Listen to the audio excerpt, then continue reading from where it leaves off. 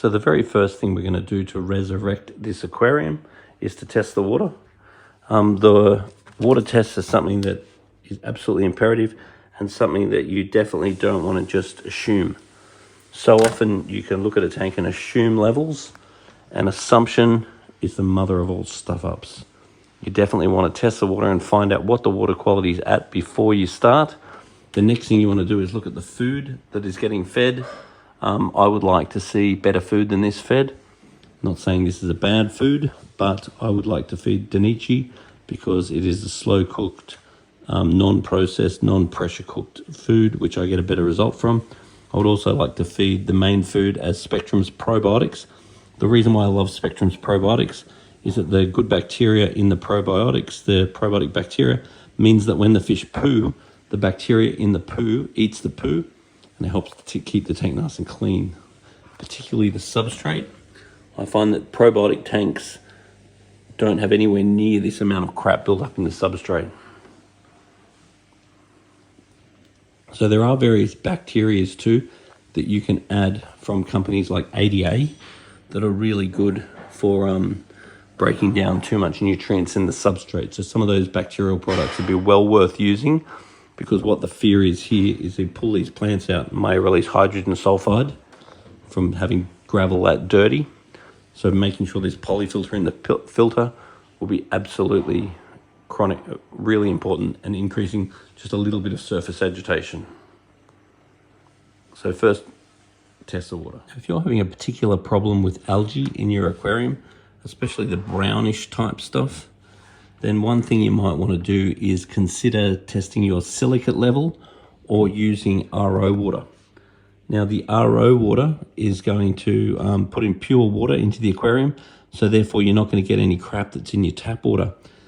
Commonly you'll get phosphates, you'll get silicates, you'll get all sorts of stuff in your tap water that can end up causing trouble with algae and so forth. So in a well-balanced plant aquarium with not a lot of fish, such as this tank, then it's quite possible that regular maintenance would allow you to balance this level okay. But in situations like this where the water changes have stopped and the food has been increased, therefore your nutrient export has sort of ceased, then it's very possible that phosphates and nitrates and so forth have become a problem.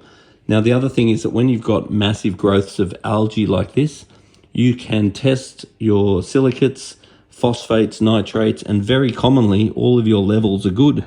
And the reason why your levels are good is that nature has balanced your situation, and the algae, or blue-green algae in this case, has developed and sucked up a lot of these nutrients.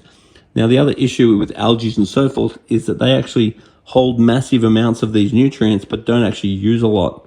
So unless you suck it out and remove it from the aquarium, the algae is not an effective means of nutrient export, because once again, most of the nutrients held by the algae are not actually used by the algae. So therefore, if you go and clean off the algae and the algae dies, then the algae releases those nutrients, which just goes straight into water and creates more algae. So keeping an eye on your test is a good idea, but using RO water is definitely a way of reducing any of these sorts of issues. Plant tanks are really worth using RO, or at least experimenting with them. You might never look back.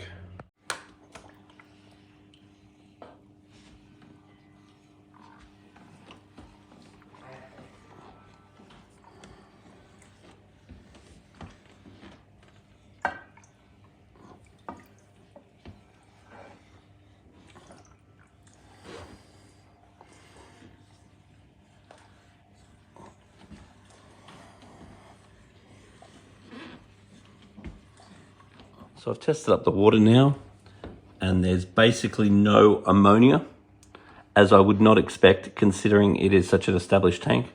There's basically no nitrite. I would also not expect that because it's such an established tank. There is basically no nitrate. I would not expect that because it's such an established tank, and because the algae has grown and sucked any of that out. The pH is higher than I expected, considering there is CO2 being run on this tank. The KH is 4, which I'm generally quite happy with for a tank like this. And the GH is 0. Now, GH, or general hardness, is very good for fish's immune system. And I do not encourage running 0 GH. In saying that, you don't want really high GH with plants, because if your GH gets too high, your plants aren't going to like it. So if you ran your GH more like 4 to 6, I'd definitely be happy with that. Even 2, I'm not unhappy. Now, the other thing you could test is the iron level. Iron is obviously being added, but that would be a good thing to find out. But in general, if your leaves are starting to go yellow, that will often indicate there's not enough iron being added. If your plants are nice and green, then that would usually indicate that your iron levels are okay. So that is a guide that you can use. So if you slowly added more iron over a period of about a month, and then over the period of a month or two, you noticed your plants green up again, you've probably done quite a good job. In saying that, you really don't want to over iron it either.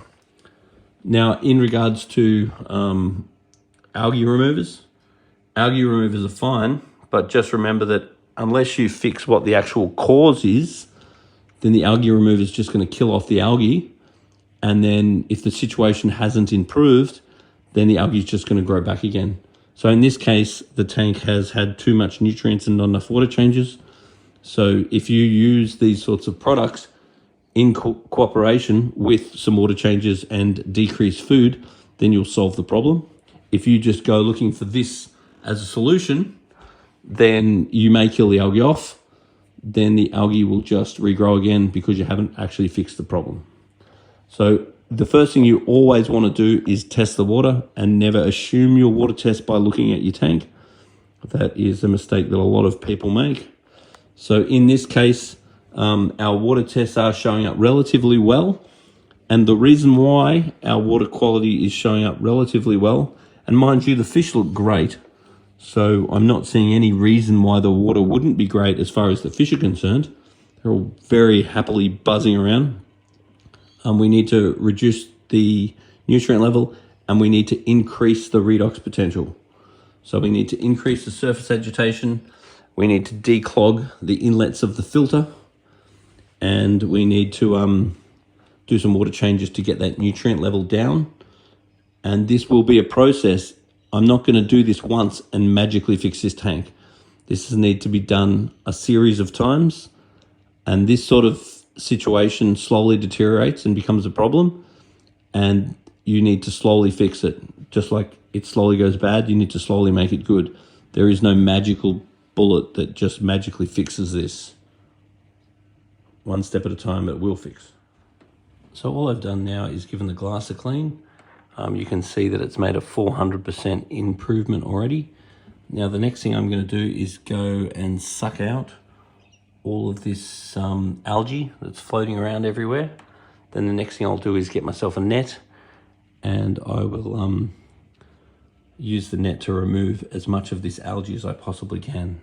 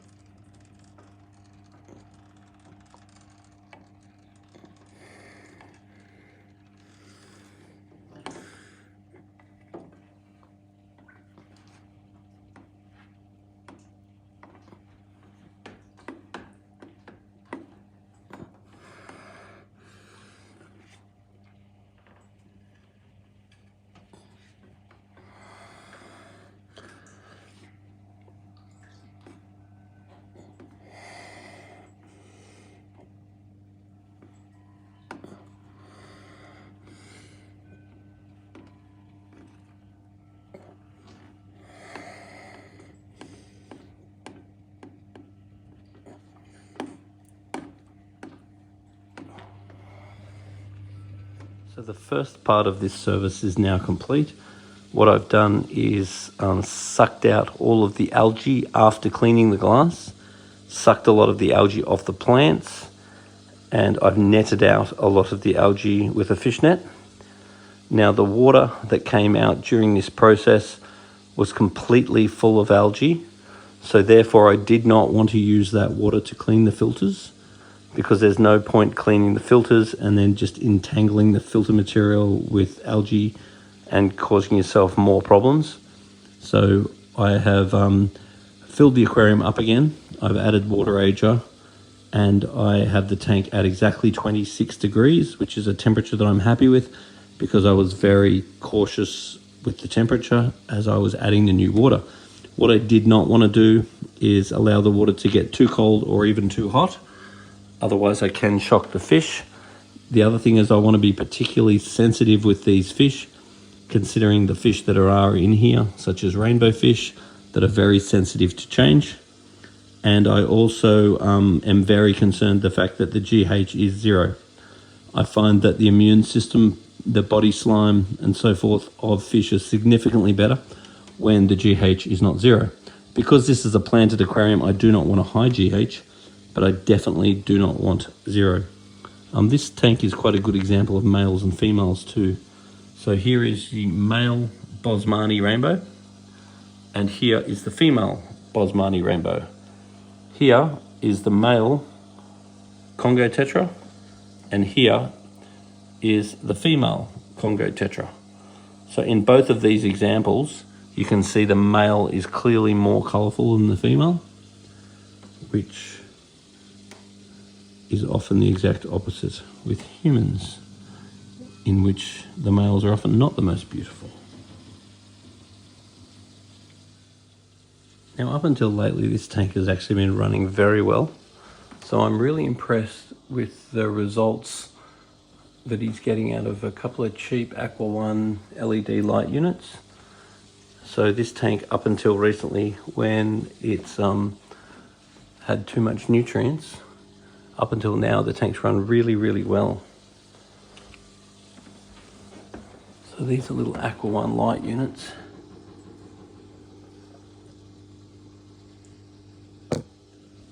For a cheap little slimline light, I think the results look quite good. Something I'd think about doing though is putting double-sided tape on here, because I find that these skinny little lights just keep falling over. So a little bit of double-sided tape is often a good way of just securing that on.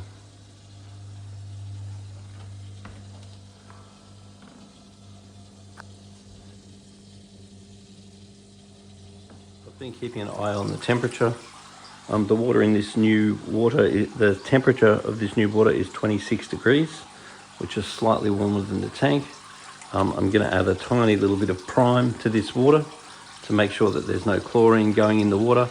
But once again, it would be my preference for future reference to use RO water for top-ups and for water changes.